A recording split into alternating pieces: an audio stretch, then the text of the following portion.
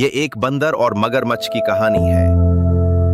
एक समय की बात है, एक बंदर नदी किनारे एक पेड़ पर रहता था। वो बंदर अकेला था क्योंकि उसका कोई मित्र या परिवार नहीं था, लेकिन फिर भी वो खुश और संतुष्ट था। पेड़ उसे खाने के लिए ढेर सारे मीठे जामुन देता था।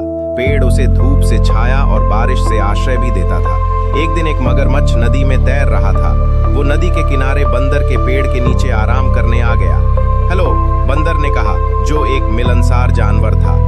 हेलो, मगरमच्छ ने आश्चर्य से जवाब दिया, क्या तुम्हें पता है कि मुझे खाना कहाँ मिलेगा? उसने पूछा। मैंने पूरे दिन कुछ नहीं खाया है और मुझे बहुत भूख लगी है। अब आप सोच रहे होंगे कि मगरमच्छ बंदर को खाना चाहता होगा, लेकिन यह मगरमच्छ बहुत ही दयालु और नम्र था और उसके मन में ऐसा कोई विचार नहीं आया।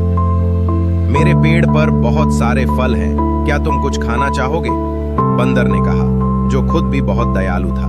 उसने कुछ जामुन नीचे मगरमच्छ की ओर फेंक दिए। मगरमच्छ इतना भूखा था कि उसने सारे जामुन खा लिए। हालांकि मगरमच्छ आमतौर पर फल नहीं खाते।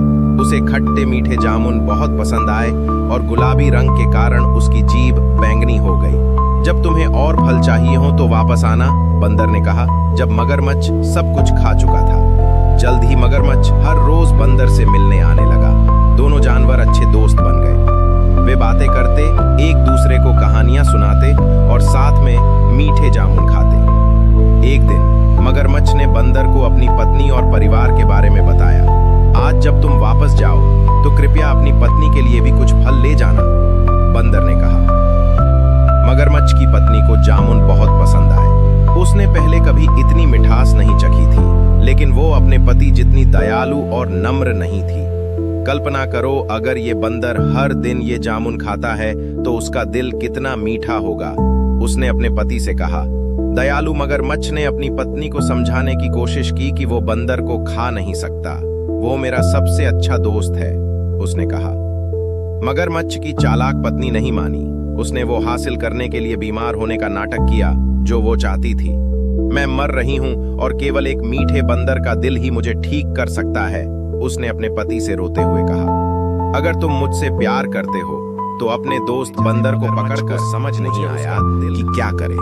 वह अपने दोस्त को खाना नहीं चाहता था, लेकिन वह अपनी पत्नी को मरते हुए भी नहीं देख सकता था। आखिरकार उसने तय किया कि क्या करना है, और जब वह अगली बार बंदर से मिलने गया तो उसने कहा कि उसकी पत्नी उससे मिलना चाहती है और जामुनों के लिए व्यक्तिगत रूप से धन्यवाद देना चाहती है।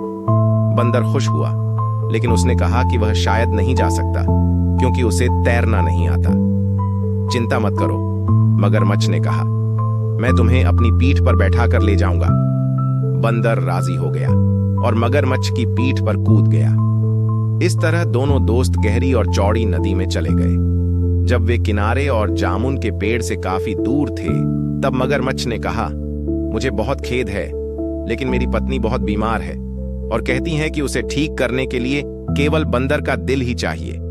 मुझे डर है कि मुझे तुम्हें मारना पड़ेगा, हालांकि मैं तुम्हारी बातें जरूर याद रखूंगा। बंदर ने तुरंत सोचा और कहा, प्रिय मित्र, मुझे आपकी पत्नी की बीमारी का सुनकर बहुत दुख हुआ। मुझे खुशी है कि मैं उसकी मदद कर सकता हूं, लेकिन मैंने अपना दिल तो जामुन के पेड़ पर ही छोड़ दिया है। क्या तुम वापस चल सकते हो ताकि मैं उसे ले आऊं? मगरमच्छ ने बंदर की बात मान ली। वह वापस मुड़ा और तेजी से तैरकर जामुन के पेड़ के पास पहुंचा। बंदर उसकी पीठ से कूद गया और पेड़ पर चढ़ गया। मुझे लगा था कि तुम मेरे मित्र हो, उसने कहा। क्या तुम नहीं जानते कि हमारा दिल हमारे भीतर होता है? अब मैं कभी तुम पर भरोसा नहीं करूंगा और न ही तुम्हें अपने पेड़ से फल दूंगा। जाओ और वापस मत आना।